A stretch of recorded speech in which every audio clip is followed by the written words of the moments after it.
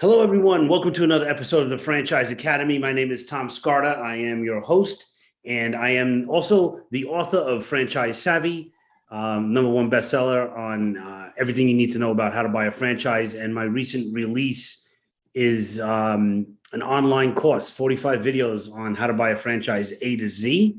So check that out on the website, thefranchiseacademy.com. Today, I am really excited to have an old friend of mine, actually, who I've met years ago, named Danny Kenny, who's the principal of L5 Capital.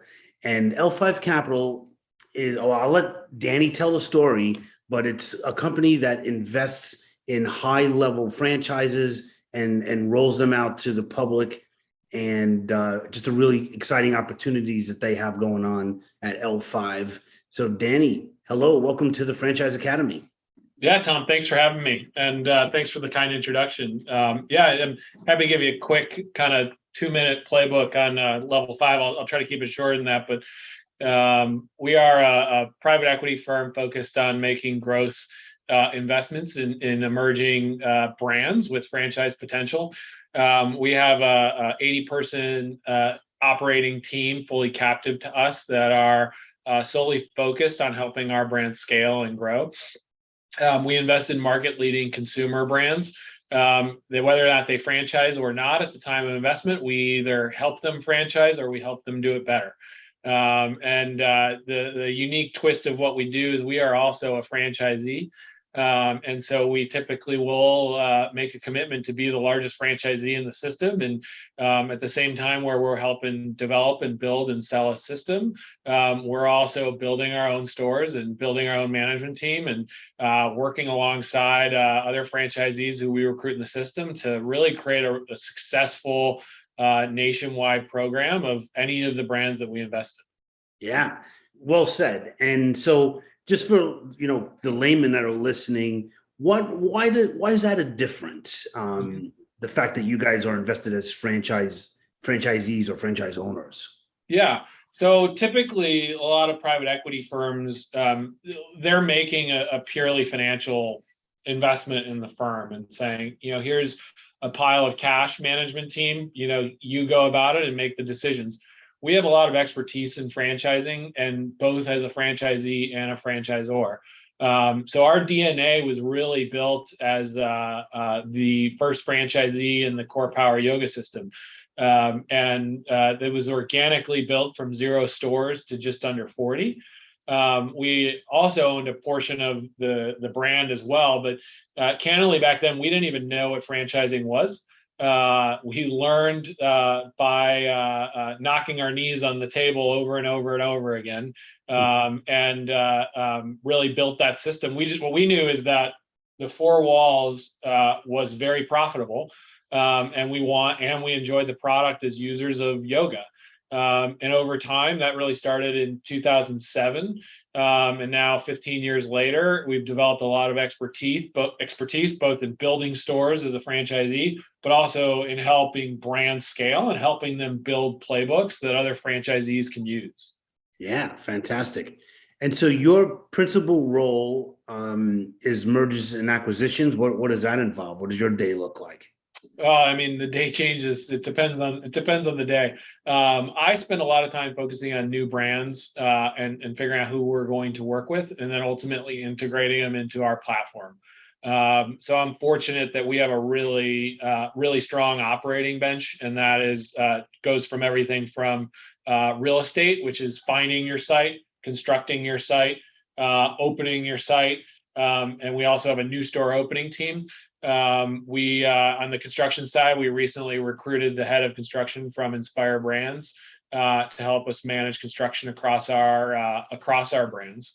And then we also just brought in-house a marketing team where we hired the head of franchise strategy from Facebook. He had been there for 11 years to run all digital marketing across our brands to really help drive customer acquisition. We think that's one of the key value adds that a franchisor should bring to the table, which is, how do I drive demand for my franchisees? How do I bring customers and revenue through the doors? And then ultimately it's the franchisee to execute on the 4-wall experience. Amazing. So it's it's such a hybrid in that you're an incubator for the franchise, but at the same time, you're taking all that knowledge and helping the franchisees, um, be successful. And so when you're buying, so that I think that's the big difference in buying into a brand that has some capital backing, Mm-hmm. is that you could bring the tools in. Yeah. And so what are some of the brands that you guys have successfully launched in the world of franchising? Yeah. So it really starts. I mean, we met 4 or 5 years ago when we were just launching Big Blue into the franchise, Big Blue Swim School into the franchising world. And Big Blue is really our longest tailed and our longest held investment. We originally invested in the beginning of 2017 and launched franchising in the back half. I believe it might have been in 2019 we launched franchising. It takes a while to really set up a brand to do it well. And it takes a lot of capital. And so Big Blue today, we're over 225 units sold. We're going to open 15 or 20 this year. We'll open another 30 plus next year. That Big Blue is really the case point of us of taking a brand from zero to where we think it is today, where it's fully stood up and it operates largely independent of level 5. The two other brands, we invested in Restore Hyper Wellness and Cryotherapy, which has also been a huge home run for us. And we're now opening our own franchisee stores. We have 8 open today. We had 0 at the beginning of the year. We'll be close to 25 open as a franchisee at the end of this year. We'll open another 25 next year. And so that brand is off to the races. Heyday Skincare is an investment we made about a year and a half ago. We are just starting to hit our stride there. We're over 100 units sold. This year we'll open 12 franchise units, 10 to 12 franchise units this year. And next year the momentum will really pick up there. And then we recently made an investment in a brand called KidStrong, which again, we're really excited about. It's a childhood milestone accelerator. So really focused on how do I pull forward the development of my kids. So at 6 years old, 5 years old, how can he be doing what a typical 6-year-old is doing, both physically, emotionally, and socially? That's an amazing concept as well. I mean, all these 4 that you just mentioned are brilliant. I know Big Blue well, been out to their headquarters, and it's just a phenomenal thing. What I love about it is that everything in all these brands, but I was impressed that in Big Blue, everything is data driven, every single decision. And when you go and look at if you go to a meet the team type day, if you're looking at the franchise, they could tell you how much revenue you could produce out of a lane per hour. I mean, they have it down to a science, and that's the kind of stuff that you get when you have something like level 5 capital behind you. So it's brilliant. So you're having a lot of momentum. Things are opening now. You guys are really getting a foothold in franchising. Are the outside forces at all scaring you or giving you pause, meaning economy and pandemic and, who knows, recession? Does anything come across your mind? Well, I mean, if you had asked me in April 2020, it would have been a different story. But today, when you're opening a door, when you're making an investment, we're really investing on a 5+ year time horizon. And so near-term movements in the economy, whether they be, a pandemic is case in point. We invested in Restore in June of 2020. So despite the world completely shutting down around us, we had the conviction to say, what do we think this investment is going to be in 3 and 5 years out? And does that stop us from investing in the brand? And we actually didn't even renegotiate our purchase price with the founders. We just said, we love this brand. We want to be a partner with you.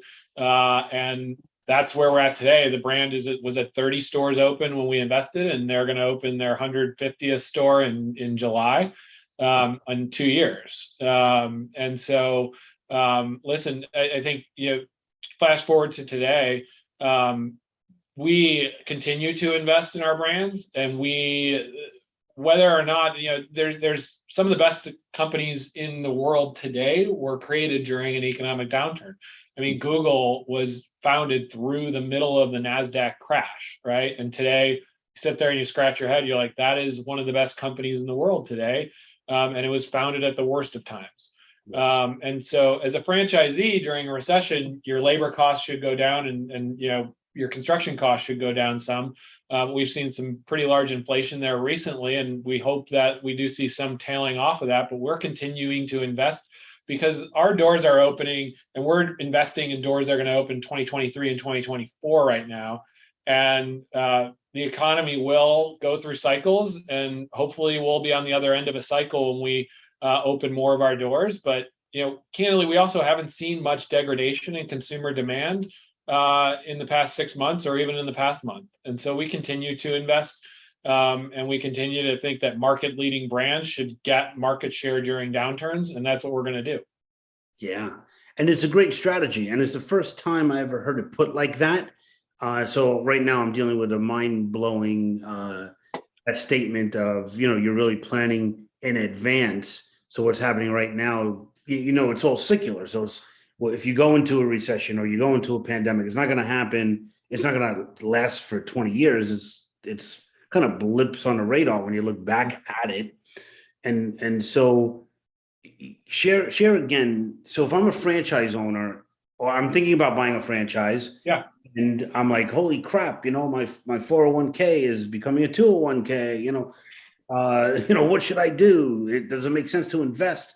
How would you advise somebody to think about that at this point in time? Yeah.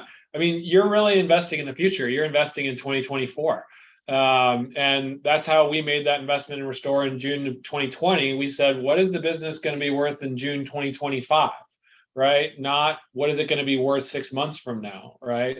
I think Jeff Bezos, when you listen to him, he's got some great anecdotes of, he'd get on the earnings call and the Wall Street analyst would say to him, like, great quarter, Jeff. And you go, this quarter was built 2 years ago. I knew what the earnings per share was going to be 2 years ago. Ask me what it's going to be 3 years from now, because that's what I'm investing in today.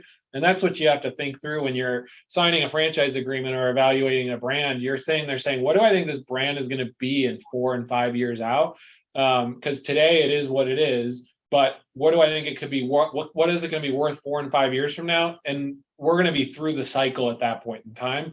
And we're all going to be talking about who made the tough choices when things looked more difficult than they were. You really make your money during times like this, when there's dislocations and when there's uncertainty, versus when everybody's riding high and everything is peachy. That's, not a lot of people make their fortunes investing at that point in the cycle. Yeah, really well said. And just, that's like a life lesson right there in investing. So I really, really appreciate that. When it comes to partners you're looking for, franchisees. So a lot of people listening to this podcast are considering buying a franchise. What are you looking for? Who, in your opinion, what makes a great franchise owner? Oh, I mean, it's a tough question. I mean, I think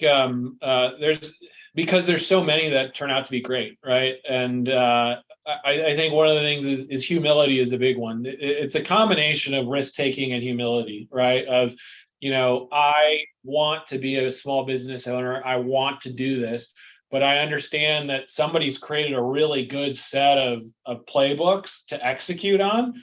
And that's really my advice to franchisees or potential franchisees is understand and really investigate how deep the playbooks are that they're going to give you. Like, is this a brand new franchisor who just has 1 or 2 stores who got lucky figuring out, or are they actually investing in the future? And do they know every single thing that's going to happen to me over the course of the next 3 years? And I can go and ask them, hey, how did you solve this problem? How did you solve that problem? Because that's what you're buying when you're buying a franchise. You're buying the expertise and knowledge that somebody has stubbed their toes and hit their knees against the table many, many times, and they've been where you're going to be. And more importantly, they know how to solve it, and they know how to get you to the other side of it.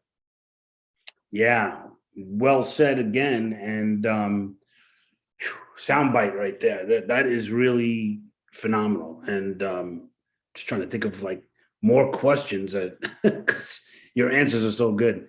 So when you think about brands and you're even when you're looking at them, what's a number that you like to see? Does it matter if they have 2 units open, or do you rather see them have 50 units open? Yeah, Yeah, I mean, it depends on the market, right? And it depends on, is it an established market, right? So take swim schools, right? When we invested, swim schools is a pretty established market, right? There were 4 or 5 other brands. They were all doing okay, but the customer experience wasn't that great, in our opinion, right? And so we invested in Big Blue when they had 2 stores open, right? And that was because we saw that there was a demand for the product across the country, and it just wasn't fulfilled in a way that we felt should be, right? And we came from the world of fitness, which is very competitive, right? If you're not the best on the corner, you're not going to win that local community around you, right? And so in the case of swimming, we said Big Blue has 2 awesome units, and we love the customer experience. And they had invested in the technology back end. And so we saw that, we said, holy cow, like this is no paper clips and checking people in on a scorecard with a pencil, right? They've built a technology platform that's scalable, that helps people manage the unit better, right? So that's really the distinguishing factor of Big Blue. So 2 open units. Today I think we're close to 15, and we'll be closer to 30 by the end of this year, and then go on, so on and so forth. But there's a really strong platform that differentiated it from the other competitors in the space and allows us to deliver a much higher quality experience to the consumer that candidly they've come to expect when they go into an Orange Theory and their their name shows up on the screen and all that type of stuff, right? In Restore, it was not an established market. It was IV and cryotherapy. When we invested, they had 30 doors open. They had 20 when we first started talking to them. But then in that case, we needed to see more proof points of like, does this work in multiple markets? Is this just an Austin, Texas type of thing? Because we all know Austin, Texas is weird. They pride themselves on being weird, but does it translate well? And when we looked in the data, we saw, wow, this is working in Virginia Beach. This is working in Little Rock, Arkansas. This is working in Lancaster, Pennsylvania, right? And we're like, holy cow, like if it works in all these places, it's going to work elsewhere. So in the case of Restore, we needed to see more data points there, and we did. In the case of Big Blue, we had an established market. It was a better mousetrap, and then it was figuring out how do we build an even better mousetrap there. And so that's, you pointed earlier, like the data driven. We do that across all of our brands, and we do that on the entry into our investment. But that's kind of the distinction of how we think of when we'll invest. Is it in a new market or is it an established market? If it's a new market, we need more data points. If it's an established market and a better mousetrap, then we're comfortable going in with a lot smaller proof point. Love that. So if I'm a franchise owner, I don't have to worry about the concept being proved out, because you would not have bought in if it wasn't proved out. Another advantage in getting involved with a franchise that has the capital backing like your concepts do. Mm-hmm. So for you personally, what's the best piece of investment advice that you've ever received? I don't know if I've ever received one. I've been on the receiving end of a lot of lessons. What's one lesson? Listen, none of us can predict the future, and it's really about being steady and disciplined through the cycle. We invest at the top of the cycle, we invest at the bottom of the cycle. And it's about consistently deploying capital, because we never know in hindsight when the top is or when the bottom is. What we can do is we can invest in good brands that we know will grow for 5 years. And again, that's why I look to where the brand can be in 5 years. Because if I pay too high a price at the top of the cycle, but the brand is going to grow 30, 40% a year for the next 5 years, I'm going to be okay, right? And if I, look and I invest in the bottom of the cycle and everybody's afraid, sure, I might make more money, but at the end of the day, the brand's going to be 5 years from now where it's going to be. And if I pick the right brands, it doesn't matter where I invest in the cycle. Hopefully I invest in the bottom, but we invest across the cycle. And we just really want to work with market leading brands where we really believe in the mission and that we can see where the management team is taking the business. And then the problems will take care of themselves. It's really about being disciplined and investing across the cycle and making sure that you're not getting scared and not deploying capital when everybody else doesn't want to. But again, we also won't we're not going to miss investing in a great brand because we're in a frothy market, right? We want to partner with the best brands. We want to own them for a long period of time, and ultimately the growth that we'll see in investing in a great brand will swamp whenever we invested in it at any point in time. Absolutely. What for you, what are you most excited about right now? Oh, I mean, Kid Strong is our most recent investment. It's always fun to really love the brand there, really love the management team. That's true across all of our concepts. We've been really, really fortunate. That's somewhat recency bias in my sense of we just got them onboarded, and we're really just starting to launch them into the broader networks. So I'm really excited with Kid Strong. I think it's the right concept at the right point in time. Coming out of COVID, kids have been either not in school in much of the country, definitely not socially exposed. And so to have a concept that's really going to drive development of kids who unfortunately were, just happened to be born at the wrong point in time. I can only imagine if I had a year or two of school removed from my development cycle and how that would have impacted me. And so that one's really impactful for me right now in terms of where we're at. But again, I think Heyday is a wonderful brand that is growing. It's really hitting its stride right now. Restore is off to the races, coming out of pandemic with IV and wellness being at the top of people's minds. And then Big Blue is just a great kids concept. And so we continue to think, Don, we talked about this earlier of consumer experiences and services are really making a comeback coming out of the pandemic. And we think that the return of the consumer to in-person services will outweigh the near-term economic uncertainty. And so again, that's also why we're really confident in investing through this current cycle that we're seeing now. There's a lot of fear in the market today, but what we don't have fear about is that consumers want to be in person, right? We were asked a lot during 2020 and early 2021 whether people would ever go back to gyms and they'd sit on their Pelotons, right? Well, we all know where that played out. Right. We all want to interact with each other. We all want to get drinks in person. I think all of us, Zoom is great, but we all want to be and see with each other. And that's why you're seeing people go to conferences. That's why you're seeing all this come back and people really enjoying it. And all of a sudden saying, I'm not going to take that for granted anymore. Like being around other people, even though there's like somebody knocks into me and spills my drink, right? I'm like, before I would have gotten mad with that. Now I'm like, God, I wish more people would knock into me and spill my drink. Don't do that if you see me in person. Yeah, funny, but I know what you're saying. Yeah, absolutely. And it kind of is like, it's an inflection point, I think, for the whole country. And I almost got like goosebumps thinking about what you just said.